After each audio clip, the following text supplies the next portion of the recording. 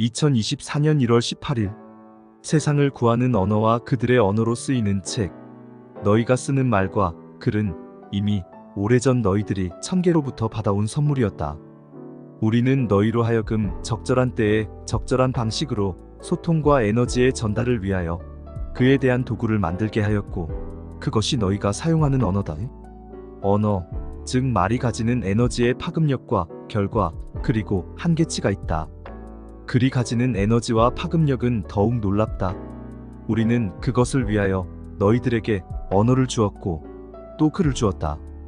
태초에 너희들은 말과 글이 필요치 않았다. 너희는 마음으로 말을 할 수 있었고 마음을 충분히 전달할 수 있었다. 판도라의 상자가 열리고 너희들이 꺼내지 말아야 할 것을 꺼내었으니 마음이 마음을 읽어내는 것에 철저히 방해를 받았다. 그래서 언어와 글이 필요해진 것이다. 그래서 우리는 너희에게 말과 글을 허락하게 된 것이지.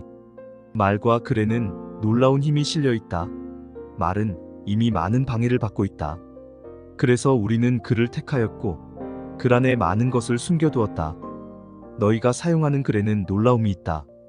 단순히 너희는 글을 쓴다고 생각하겠지만 마음을 쓰는 것이고 마음을 전달하는 것이며, 그것은 마음을 열기도 하고 빛을 일깨우는 일이기도 하다. 이 또한 신들의 자연스러운 개입이 아니겠느냐? 말과 언어의 상대적 가치보다 절대적 가치를 이해한다면 이 모든 것의 해답을 알게 된다.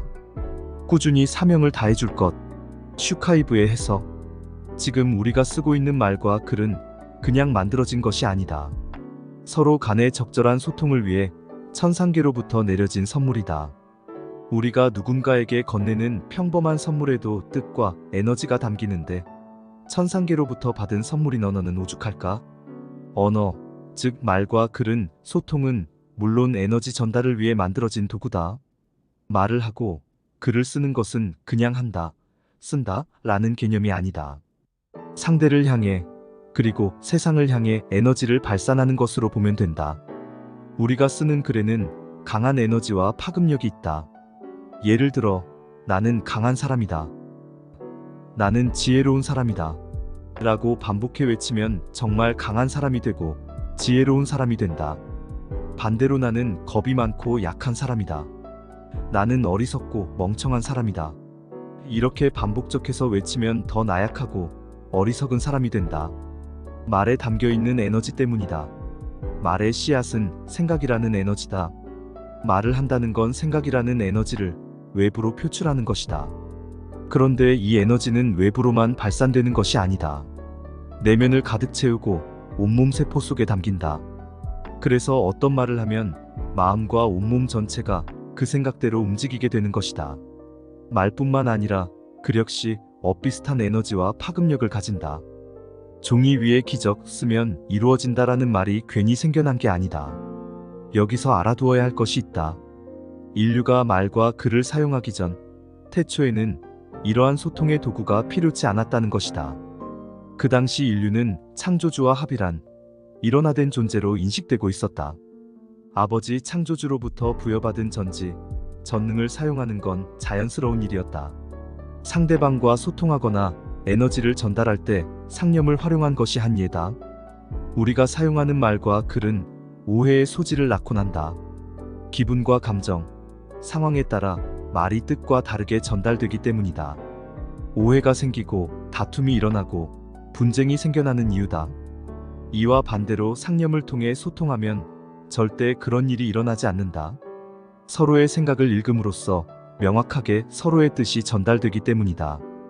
인류에게 말과 글이 필요하게 된 것은 이기심과 탐욕, 호기심을 참지 못하고 판도라의 상자를 열었기 때문이다. 판도라의 상자가 열리는 순간 질투, 시기, 욕심, 질병, 걱정, 근심 등 온갖 악이 세상에 퍼지게 되었다. 그 결과 조화롭고 평화로웠던 세상은 순식간에 험악해졌다. 그리하여 인류가 서로의 마음을 읽어내는데 철저한 방해를 받게 되었다. 어느 순간에 이르러서는 마음으로 마음을 읽고 상념을 전달하는 능력이 퇴화하고 말았다. 인류에게 말과 글이 필요해진 배경이다. 아버지께서는 우리가 쓰는 말과 글에는 놀라운 힘이 있다고 말씀하신다. 강력한 에너지와 파급력이 내재되어 있다는 뜻이다. 이것을 미리 안 그분이 인류에게 말과 글을 선물한 것이다. 안타까운 것은 욕심과 이기심, 질투 같은 감정 때문에 마음과 마음으로 서로 공감하는 능력이 쇠퇴해 진정한 말의 전달에 많은 어려움을 겪고 있다는 것이다. 그러다 보니 종종 오류가 발생하는 것이다. 신들은 말보다 글 안에 많은 것을 감춰두었다.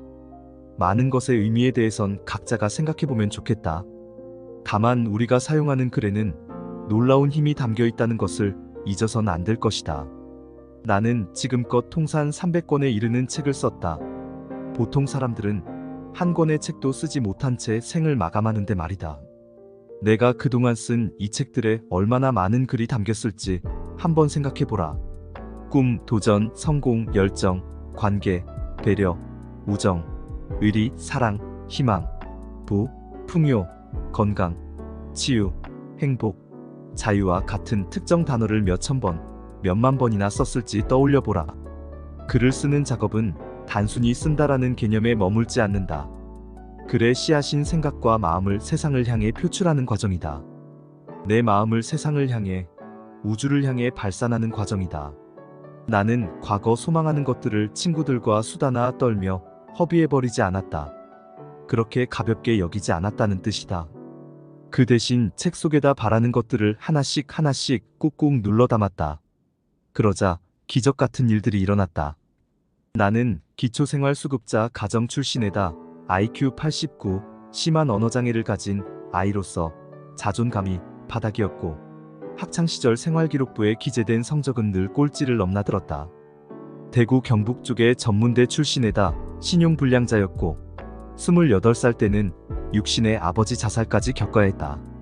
이런 최악의 상황 속에서도 나는 과거에 간절히 바랐던 경제적 자유인이 될 수 있었다.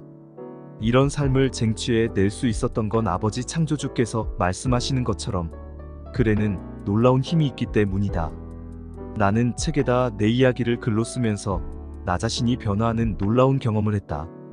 나는 천상계에서 우리에게 선물한 말과 글, 특히 글은 마법의 돌 같다는 생각마저 든다. 쓰면 이루어졌기 때문이다. 많은 사람이 내게서 책 쓰는 방법을 배워 자기 생각과 경험, 느낌과 감정, 지혜와 깨달음을 책에 담았다. 그렇게 마음의 상처를 치유했다. 스스로 캄캄한 자신의 내면을 환히 밝히고 이 땅에 태어난 자신의 사명을 찾기도 했다.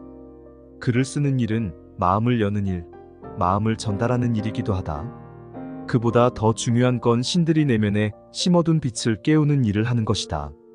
마지막으로 우리는 신들이 말과 글에 담아두었던 전래적 가치, 진정한 가치를 이해할 필요가 있다. 이것을 이해하는 순간 인류가 구하고자 하는 것들에 대한 모든 해답을 얻게 될 것이다.